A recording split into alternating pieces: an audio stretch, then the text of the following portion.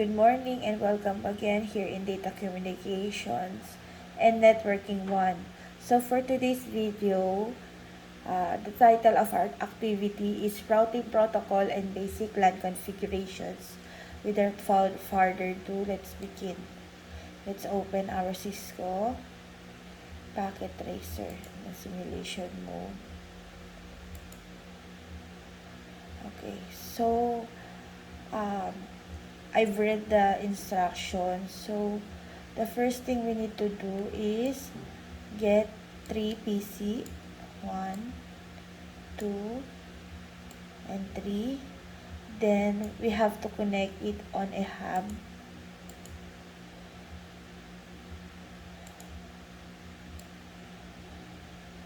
Here. Then this 3 PC, we need to put different IP address. So let's begin with this one, configure. Let's put 192.168.1.1.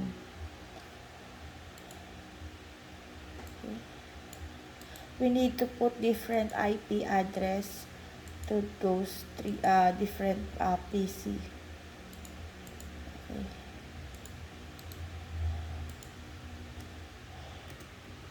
Two. And then the third PC.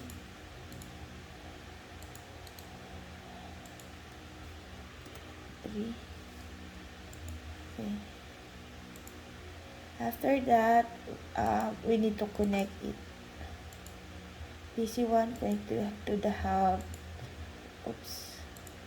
PC2 connect to the hub. PC3 connect to the hub. And then the other instruction is that we need to get a router, and the router that we are going to use is the router with 1841.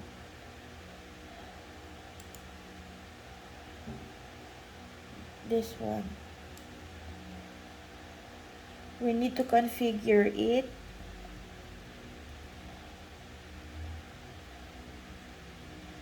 Click on the configuration mode tab of the router 0 to start configuration. Okay. So let's turn this off and go back.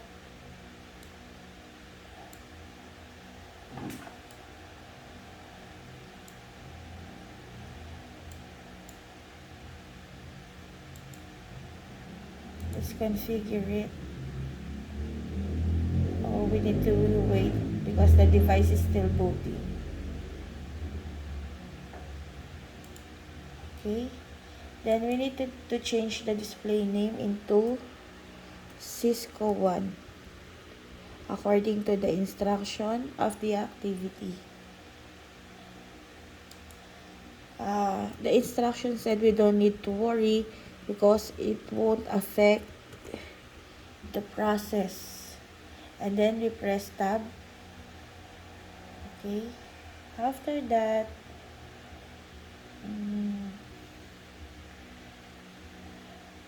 click on the interface Fast Ethernet 0 0/0.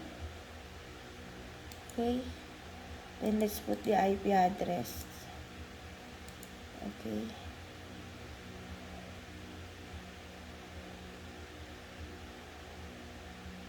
And then we need to press it or press the on, put check on the on so it will be enabled. After that, copy the router 1 with the same configuration and name it as copy Cisco underscore. I'll just show you because I cannot put it into words.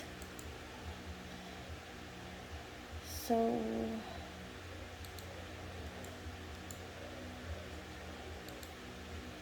So we need to copy. Okay. Then put copy. Okay. After that, it has the same configuration. Drag the new device to the desired location. Click on the network component box and select connection. Then select serial DCE. After that, click on the Cisco 1 router and connect to the serial 00 interface. Click on the new router. Serial 00. Let's turn it on. This one also, since they are, the other one copied the original, so we need to turn on also. And then we need to connect the hub to this router.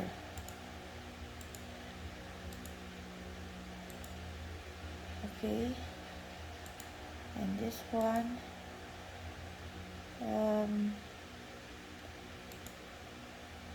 here. Okay.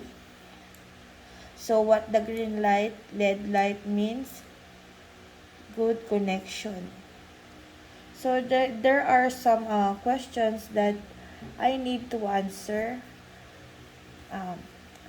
So what is the importance of routing? What is routing anyway? Routing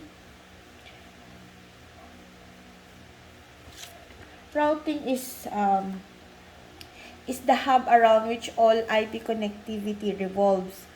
Routing is the process of selecting a path for traffic in a network or between or across multiple networks.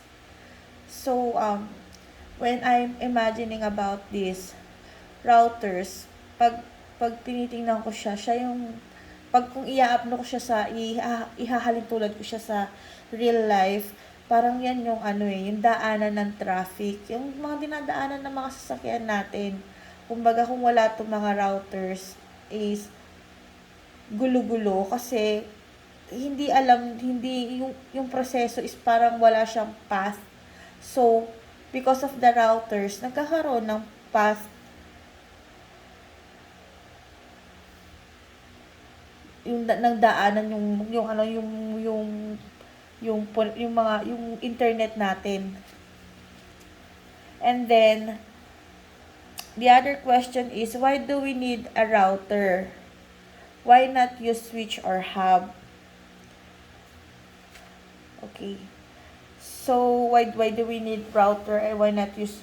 Because router will allow us to share a single IP address among multiple network devices, unlike sa switch and hubs that has multiple IP address for multiple devices. So why need a router? Imagine if sa isang sa multiple devices, it is more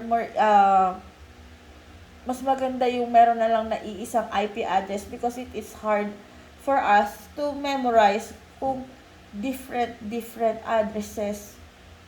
Mantahin mo yung madami kang i-memorize na IP address, 'di ba, nakakalito.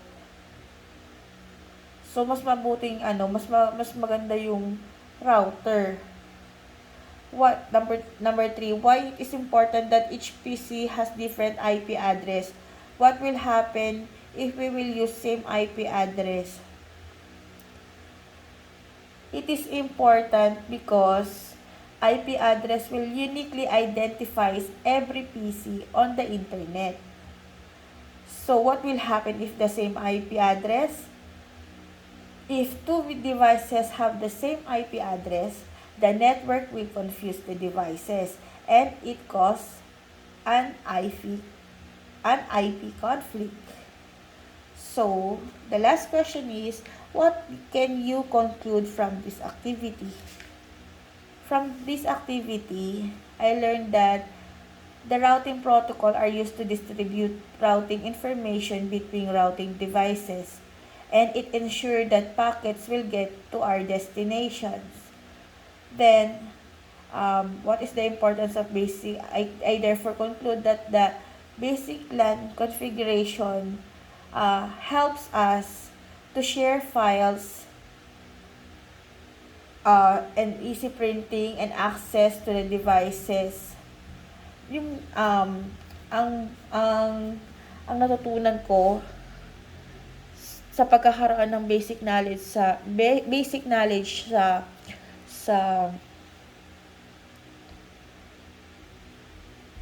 LAN configuration is that on our own we can already na acknowledge or magagawa na natin ng paraan na malaman kung may problem dun sa sa LAN natin.